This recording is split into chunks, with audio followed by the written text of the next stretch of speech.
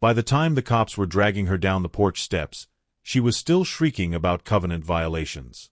"You can't do this to me. I am the president. I am the law in Birch Hollow." Her cardigan was half off, HOA lanyard flapping like a defeated flag.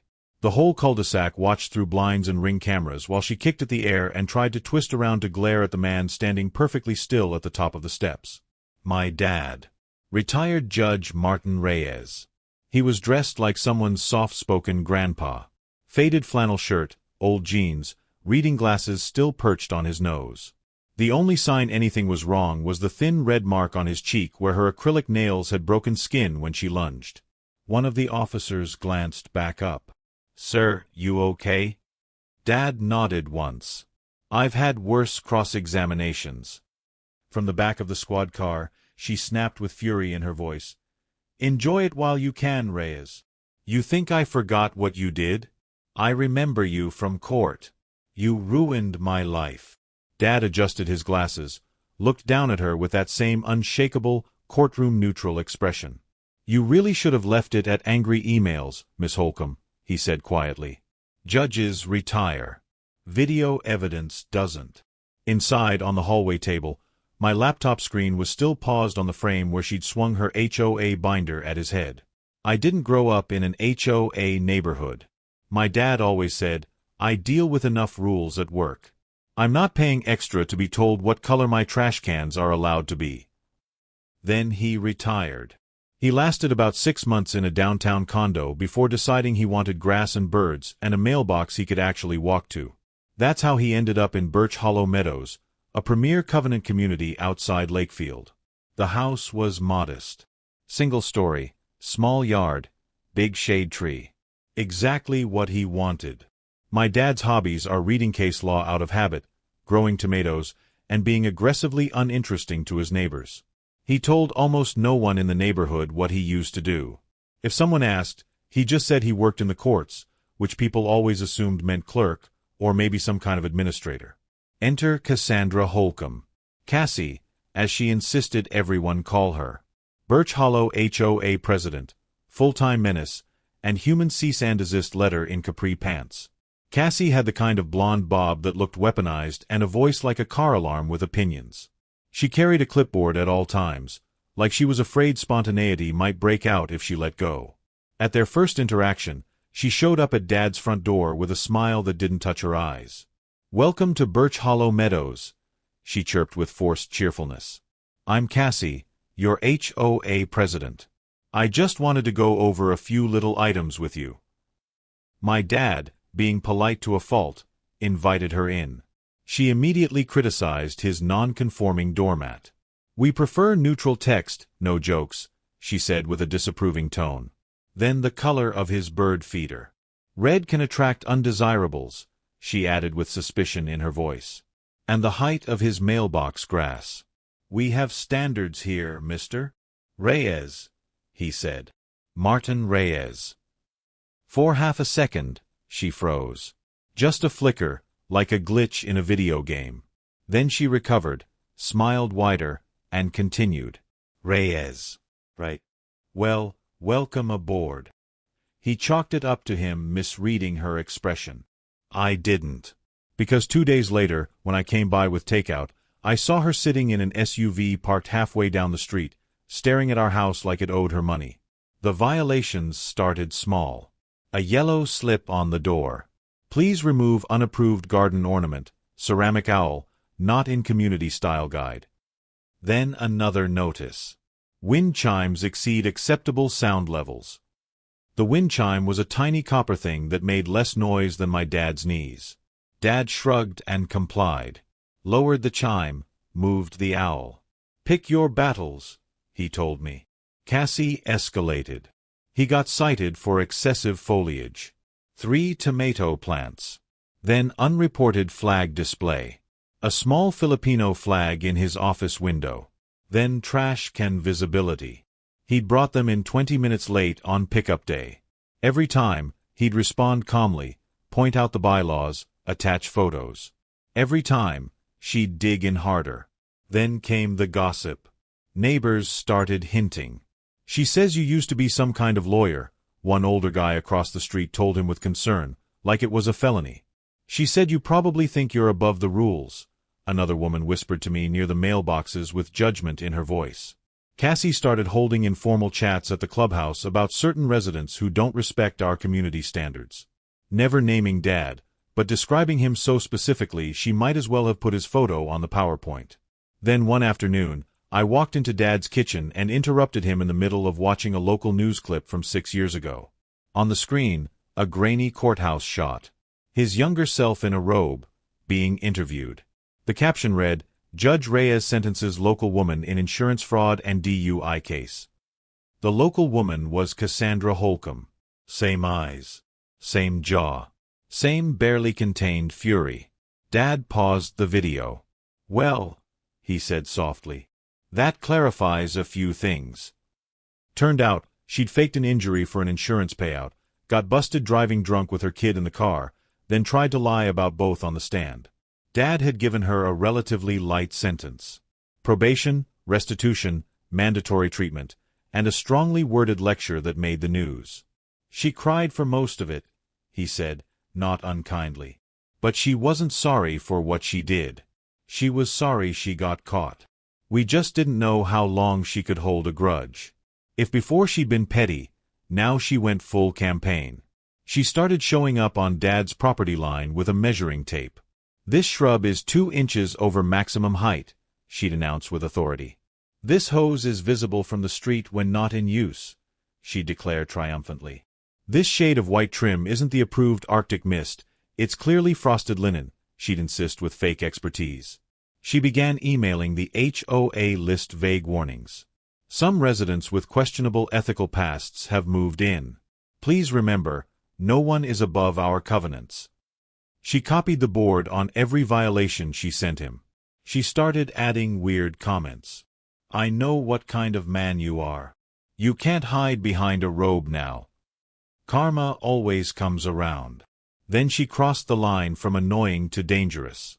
First, she filed a complaint with the State Judicial Conduct Commission about my dad, who was already retired, accusing him of sentencing bias, personal vendettas, and destroying families.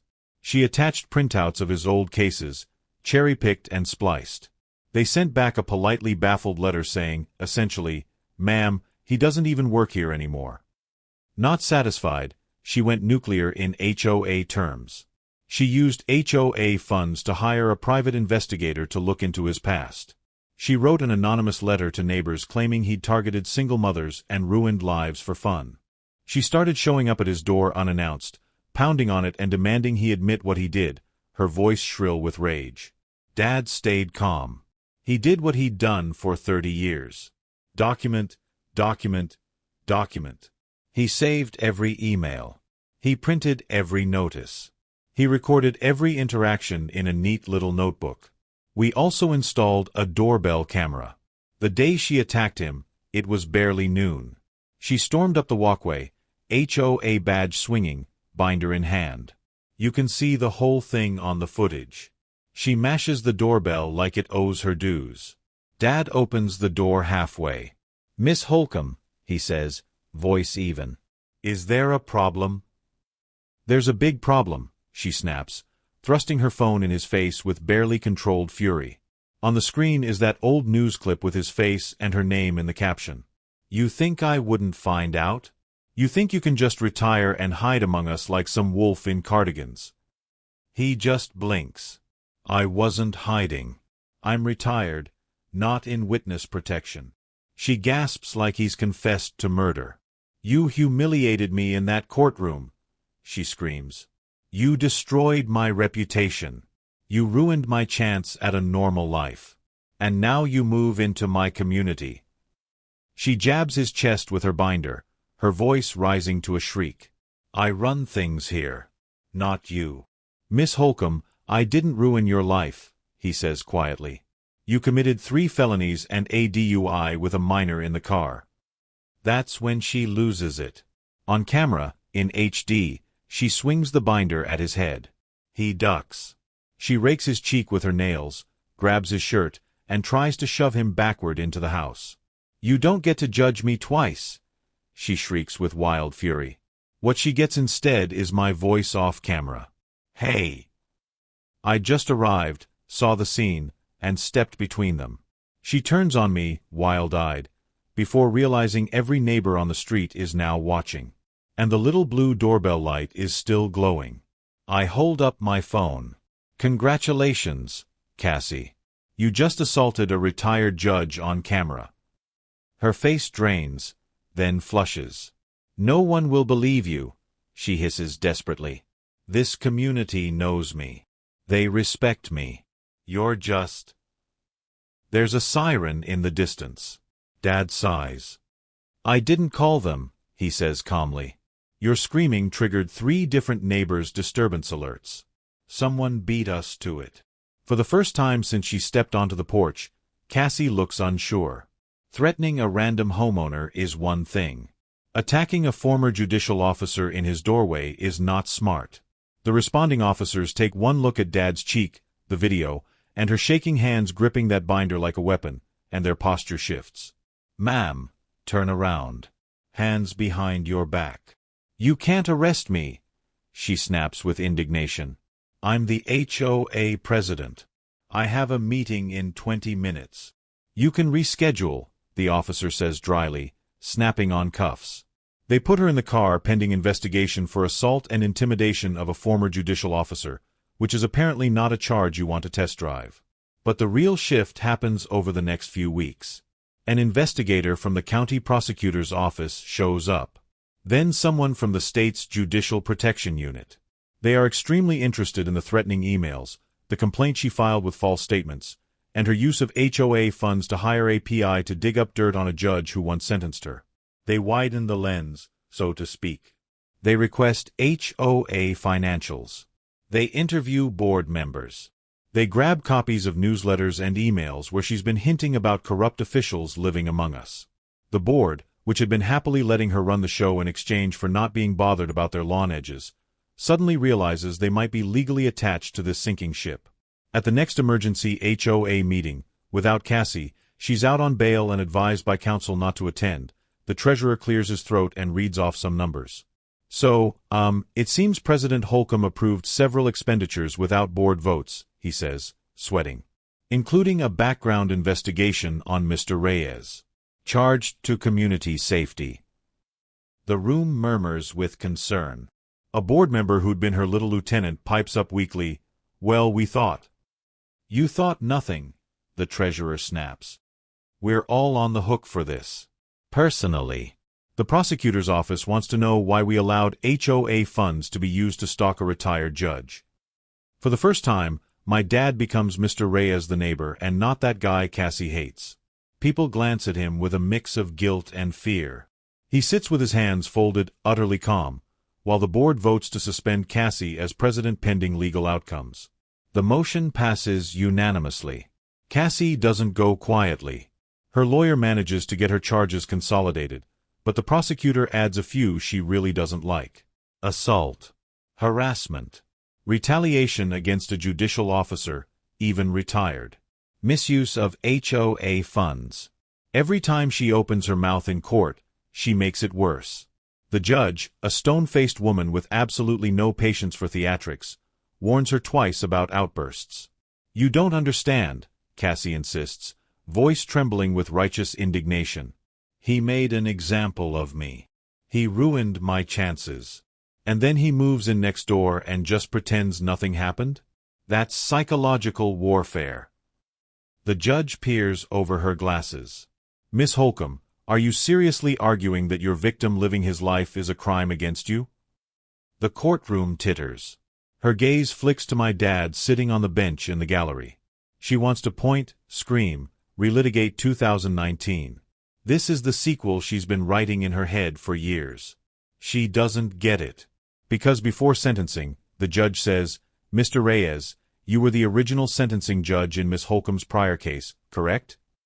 "Yes, Your Honor," my dad says, rising. "You have any desire to be heard today?" He smiles faintly. "Only to say I bear Miss Holcomb no personal animosity. I sentenced the conduct, not the person. I had hoped she'd use that mercy to move on." Clearly, she did not. Cassie scoffs with contempt. Mercy? You called me a danger to society on TV. Dad nods. I stand by that assessment. The judge bangs her gavel. That's enough. Then she turns to my dad. Given your prior involvement, Mr. Reyes, I assume you'd prefer I handle this instead of you? He inclines his head. I'm quite content to be a civilian on this one, Your Honor. And that's what kills Cassie a little. She doesn't even get the showdown she wanted. He's not up there on the podium anymore. He's just another neighbor watching her meltdown. The judge sentences her to 6 months in jail, 18 months probation, mandatory anger management and mental health treatment, full restitution to the HOA for misused funds totaling $12,000, and a 10-year court-ordered prohibition from serving on any HOA or community board. The cherry on top? Part of her restitution is earmarked for independent governance training for Birch Hollow Meadows HOA board. Translation: the HOA has to go to classes because of her. She turns to look at the gallery as the bailiff approaches. Her eyes find my dad. This isn't over, she whispers with desperation. It is, he says calmly. That's literally what sentencing is. The bailiff steps forward and Cassie's face crumples completely as the reality finally hits her. 6 months in jail. $12,000. 10 years ban from ever holding power in an HOA again. Everything she built, every bit of petty authority she wielded, gone in a single gavel strike. She opens her mouth one last time as if to protest, but nothing comes out except a choked sob as she's led away from the courtroom.